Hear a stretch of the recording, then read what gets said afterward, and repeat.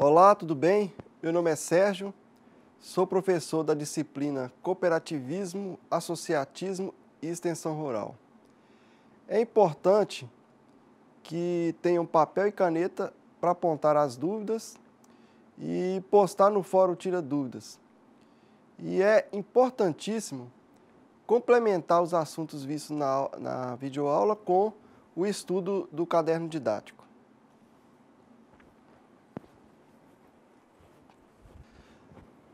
Na aula anterior, falamos sobre os ramos do cooperativismo, apresentando a estrutura organizacional e o processo de tomada de decisão em uma cooperativa e também em uma associação. Mostramos o estatuto social, o regimento interno e a ata das assembleias. E nessa aula, vamos mostrar como administrar as finanças de cooperativas e associações.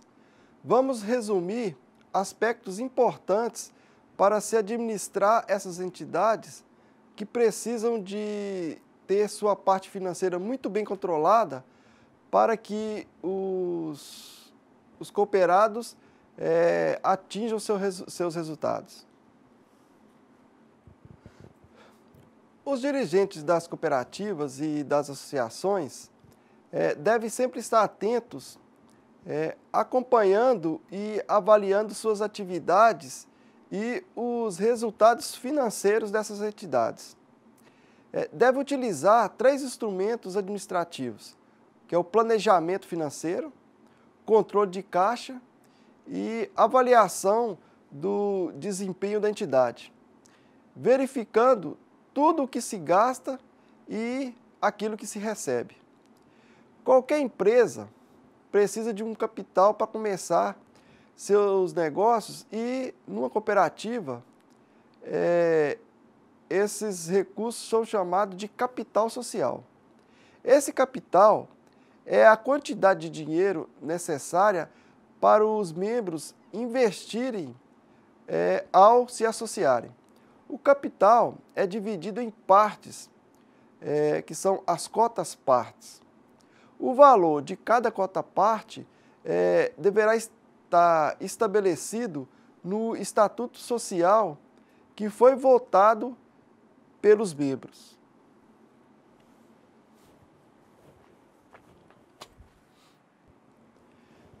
Se um grupo de produtores rurais resolver montar uma cooperativa, eles deverão definir um valor a ser investido para a abertura dessa entidade, ou seja, um capital social, que também podemos chamar de fundo divisível. Se o valor for de R$40 mil, por exemplo, e eles forem um grupo de 50 produtores, cada cota-parte deverá ter o valor de R$800. Então, cada membro deverá investir pelo menos uma cota-parte de R$800. Caso queira e possa investir em mais cota-partes, não há problema. Mas deve-se respeitar a lei de cooperativas, que um associado possa comprar no máximo 1/3 das cotas-partes da cooperativa. Um membro pode vender sua cota-parte a outro membro, mas respeitando esse limite.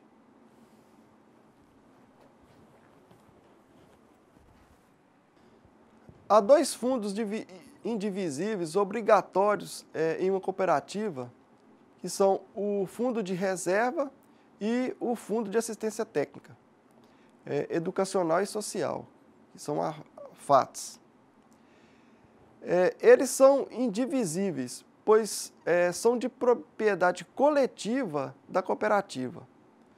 Outros fundos podem ser criados desde que em Assembleia Geral e tudo sendo dividido entre os membros, tanto os impostos e taxas quanto as sobras. O Fundo de Reserva recebe 10% das sobras líquidas do exercício social, ou seja, da diferença entre o que foi recebido e o que foi gasto. Serve para suprir necessidades financeiras em caso de emergências.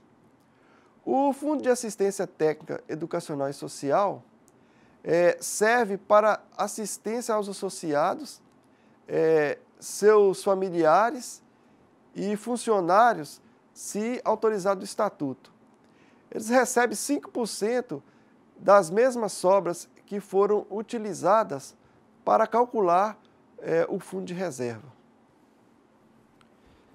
Em relação às associações, não existe capital social de fundo divisível. Nas associações, o conjunto de bens e recursos financeiros acumulados não pertence aos associados. Quando a associação é fechada, o patrimônio vai para outra instituição semelhante a ela. Se a associação tiver ganhos, resultados positivos de suas atividades, eles não são para os associados, vão novamente para investimento nas atividades da própria associação. Mas de onde vêm as receitas das cooperativas? A principal receita das cooperativas é a taxa de administração ou serviço, que elas cobram dos cooperados. Veja o exemplo do caderno didático.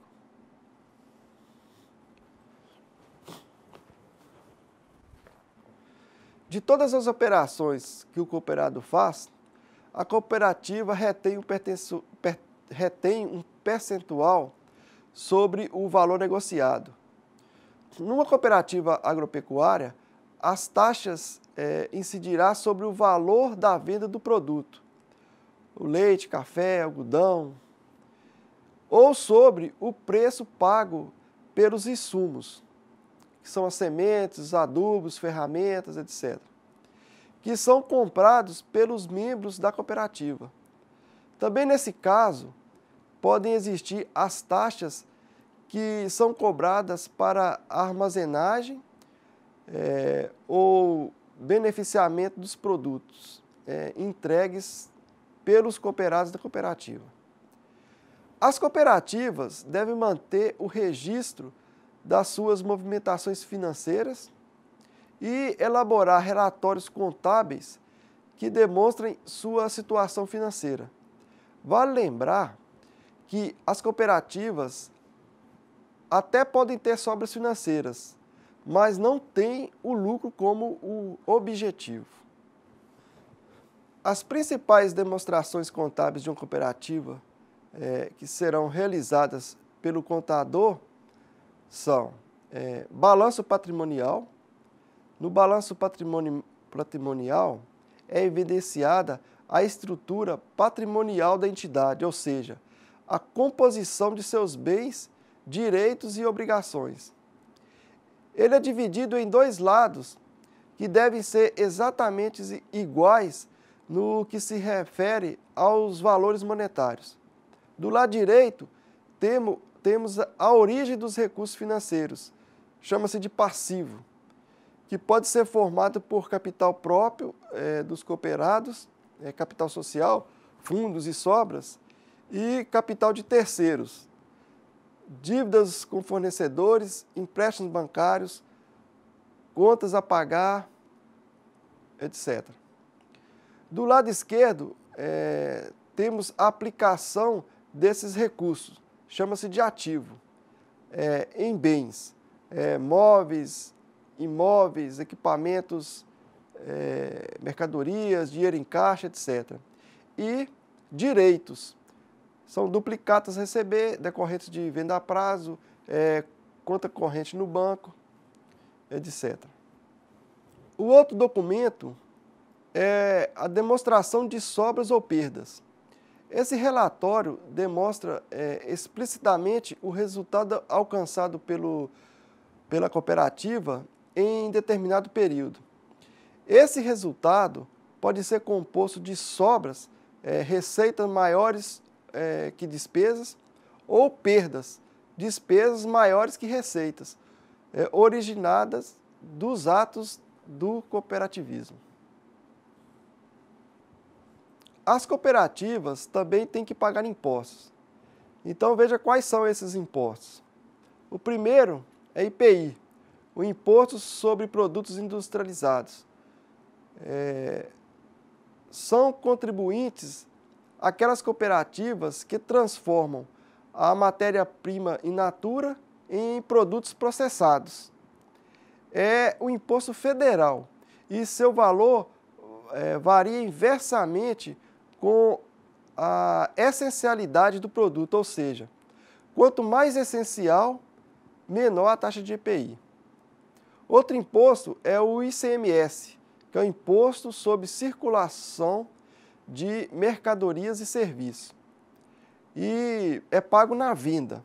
Ele é um imposto estadual e sua taxa varia em função do produto e do estado. Se a cooperativa trabalhar apenas dentro do seu município, ela não precisará pagar o ICMS. Um outro imposto é o PIS, que é o Programa de Integração Social. Imposto federal de 1% sobre a folha de pagamento dos funcionários. Além desses impostos que eu falei, as cooperativas devem pagar também o COFINS, CSLL, IR, INSS, ISS e o FGTS. Veja no caderno didático mais informações sobre esses impostos. Marta Voender, no caderno didático, Gestão Financeira em Cooperativas da Rede ETEC, lembra que o lucro é um resultado contábil, dado pela diferença entre as receitas e os gastos em um determinado período. Nas cooperativas, esses resultados, se positivo, é chamado de sobra e, em caso negativo, é chamado de perda. A simples busca pelo resultado positivo, o lucro ou sobra, deixa de considerar alguns aspectos importantes. E quais são esses aspectos? O momento de ocorrência dos resultados ao longo do tempo. A busca pelo lucro ignora a data de ocorrência dos retornos, tendo em vista que a empresa pode obter um rendimento sobre os recursos que tem disponível. Haverá preferência por recebimentos prévios. O fluxo de caixa disponível para os proprietários. Lucro não necessariamente implica caixa disponível para os donos, uma vez que pode não ser distribuído na forma de dividendos e pode não gerar expectativa de aumento de fluxo de caixa futuro, de forma a valorizar o valor de mercado da empresa. O outro é o risco envolvido nas decisões. Em geral, os proprietários têm aversão ao risco e as decisões tomadas no sentido de maximizar o lucro pode não gerar, na verdade, os resultados esperados pelos proprietários. Assim, o objetivo de finanças deve ir além da maximização do lucro. Agora, nessa última parte das nossas aulas, faremos assim, um ajuntamento das informações das outras sobre a abertura de uma cooperativa. A ideia é fazer uma disposição passo a passo dessa importante etapa da implementação da cooperativa. A abertura de uma associação é bastante similar, então será mencionada só. Por ser uma entidade que envolve muitas pessoas e seus interesses, a abertura de uma cooperativa deve contemplar as exigências legais. Então, quais são esses passos para a abertura de uma cooperativa?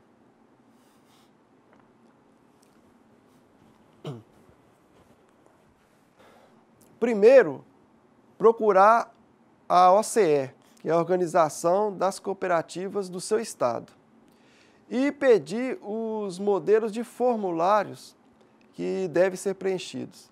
O segundo passo é reunir um grupo de, no mínimo, 20 pessoas com interesses e objetivos comuns. Terceiro, eleger um grupo representativo para que seja elaborado um rascunho, também chamado de minuta, do Estatuto Social. E aí discutir com todos os fundadores da cooperativa cada um dos itens do Estatuto, que deve contemplar a área de atuação e os objetivos da cooperativa. Em que condições os membros serão admitidos ou excluídos, qual o valor do capital, das cotas-partes e todas as outras questões pertinentes à cooperativa. O quinto, realizar uma Assembleia Geral para a constituição da cooperativa, onde os sócios aprovarão o Estatuto Social e elegerão sua diretoria. A partir dessa Assembleia, deverá ser elaborado a ata de constituição da cooperativa, com a assinatura de cada um dos membros. O sexto passo é levar o Estatuto Social, a ata de constituição, os documentos do presidente eleito e os demais formulários necessários para serem registrados no cartório de títulos e documentos e no Ministério da Fazenda e na Junta Comercial. Como já dissemos nesse último passo, é de grande auxílio a colaboração de um profissional de contabilidade que dará prosseguimento a toda a burocracia específica para a abertura de qualquer tipo de empresa, o que inclui aí as cooperativas. Esses passos, na verdade, não são difíceis, mas são burocráticos e são bem demorados. Quem se embrenhar nessa seara aí vai perceber que é muito mais difícil do que abrir uma cooperativa mantê-la funcionando e, principalmente, alcançar o sucesso atingindo os objetivos. Uma excelente gestão deve ser dotada pautando em características locais, culturais e vocacionais dos cooperados, com dirigentes atualizados e conhecedores do ambiente interno e externo das cooperativas. Isso engloba os recursos materiais e humanos, além dos fornecedores e clientes e as possibilidades do mercado. E ainda, fazer bem a gestão financeira, que no Brasil é muito complicada.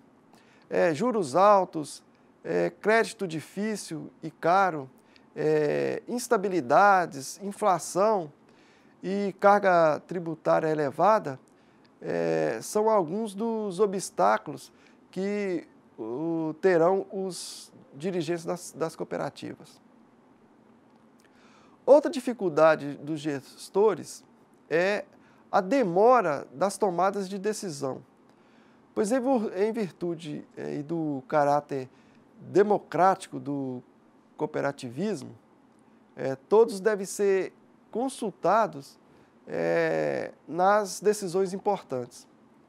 Então, no mercado tão ágil, essa morosidade pode comprometer. E a participação de todos no auxílio e suporte aos dirigentes, isso aí é fundamental.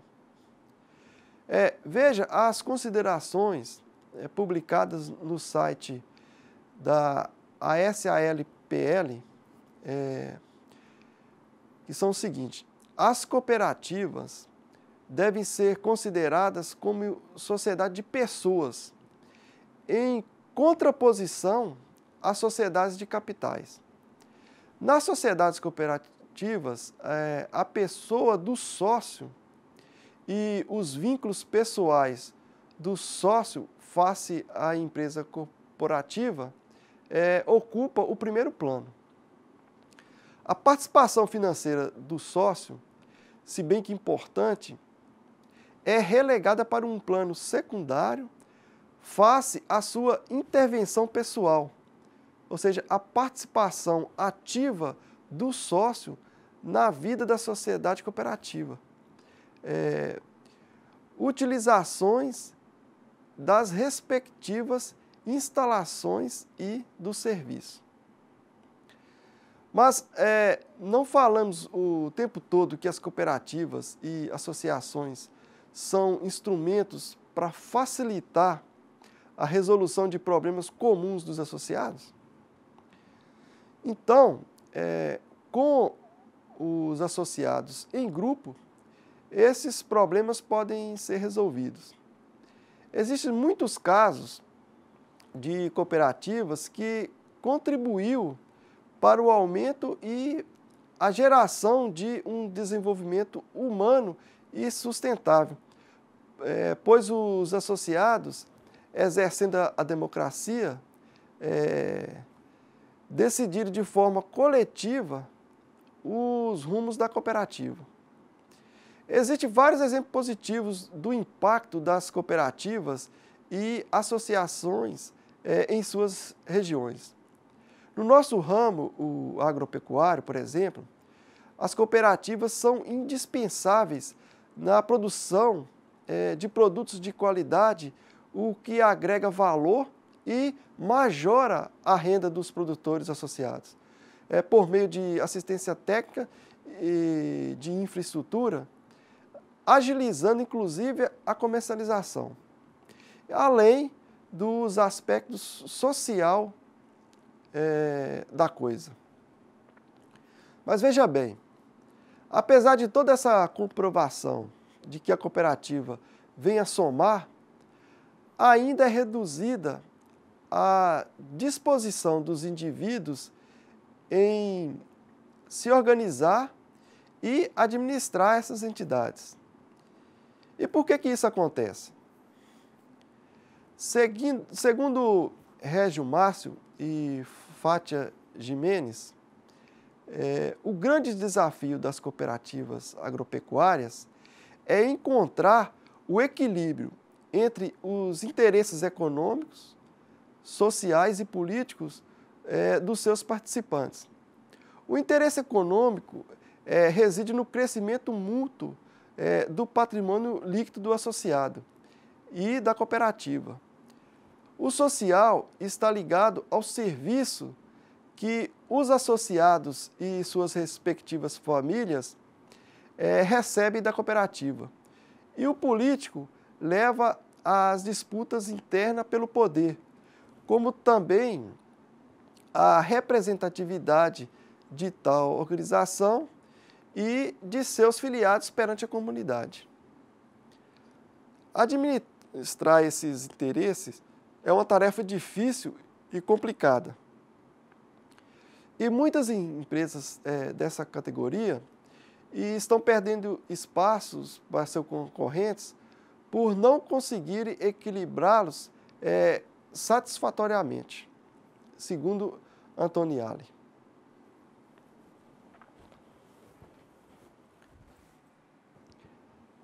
Vejam as razões para o insucesso do espírito cooperativista no Brasil. As estatísticas da OCB apontam o Brasil como um dos países de maior expressividade no movimento cooperativista mundial. Contudo, em função de graves desequilíbrios regionais, principalmente entre as regiões Sul e Norte e o Nordeste, esse fato não se trata de uma realidade nacional como um todo, sendo apenas relativo às situações do Sul e do Sudeste do país. No Norte e no Nordeste existe um grande número de pequenas cooperativas locais que refletem toda a fragilidade das pequenas empresas de economia familiar. Já no Sul, grandes cooperativas estruturadas e bem-sucedidas. Muitas cooperativas não são valorizadas pelos próprios cooperados. Apesar de ser proprietários, muitas vezes o associado não se sente como tal, não se envolve, não participa, sabendo apenas reclamar. Isso faz com que a cooperativa não tenha legitimidade e sua imagem passa a ser negativa. As pessoas não possuem uma cultura de cooperação, sendo desde muito cedo iniciada em processo de competitividade.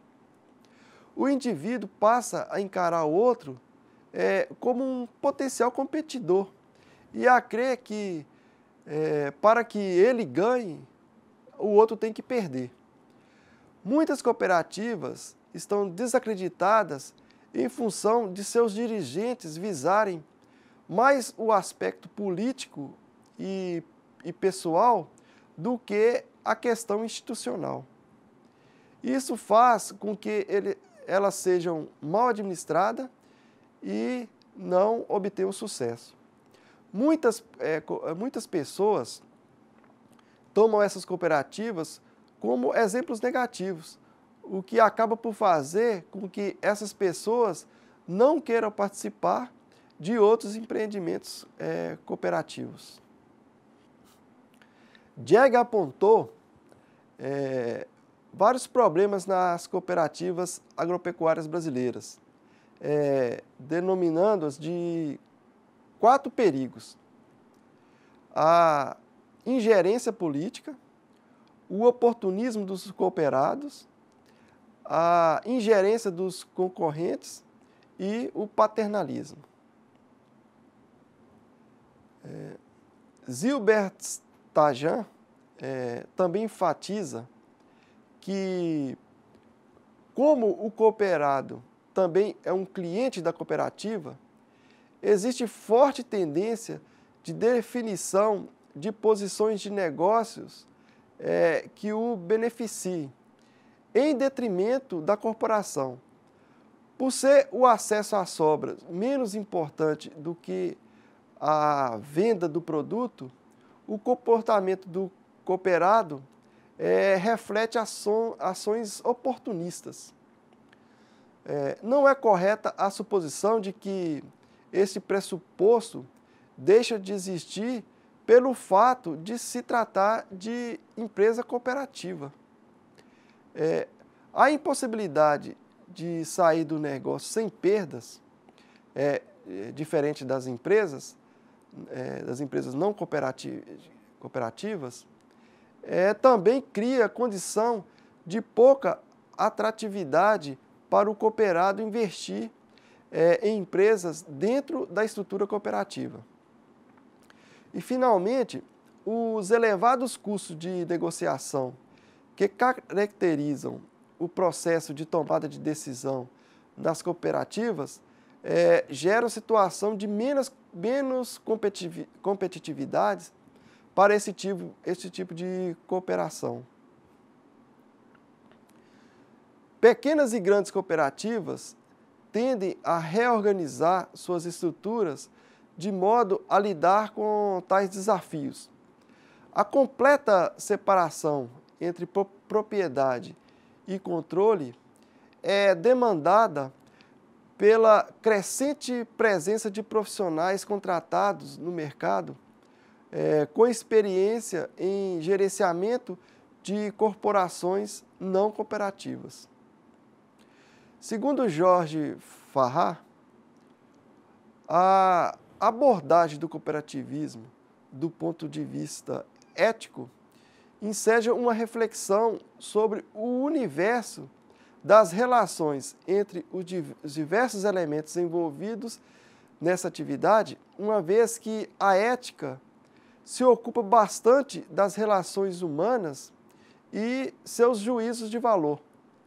Mais que o ajuntamento de indivíduos, a cooperativa forma um organismo novo, em que as ações individuais se interligam e interagem para produzir reflexos no todo, de tal modo que a produtividade, a eficiência e a própria viabilidade econômica da cooperativa, em grande parte, dependerão da postura técnica e ética de cada um dos membros cooperados. A postura solidária no trabalho cooperado, com a preocupação voltada para o interesse coletivo, não configura apenas uma imposição de natureza ética, mas, como foi dito, um pré-requisito para a viabilidade econômica da empresa e mesmo a sua validação social. Característica da cooperativa é o fato de ser uma sociedade de pessoas, não de capital, em que cada indivíduo tem peso igual nas assembleias, o que contribui para evitar a manipulação de grupos econômicos nas decisões de interesse geral. E esse, o principal requisito do cooperativista, é a valorização das pessoas. Termino nossa última aula com uma frase disponível no site da OCB. Ser cooperativista é querer impactar não só a própria realidade, mas também a realidade da comunidade e a do mundo.